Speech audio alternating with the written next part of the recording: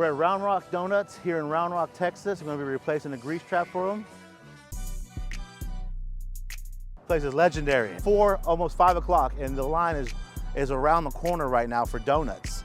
And that's why it was so imperative, so important to the customers that we're here during their off business hours. As soon as they close for the day and they finish their cleanup, we're gonna get that line plugged. We're gonna get the new basin installed for these guys. So a grease trap is something that's been around since the 1800s, actually. It protects the sewer so that you don't have constant blockage. It also protects your local city sewers from getting an overload of grease sent to their facilities. Their prep morning crew is showing up, just getting started, but we're just finishing.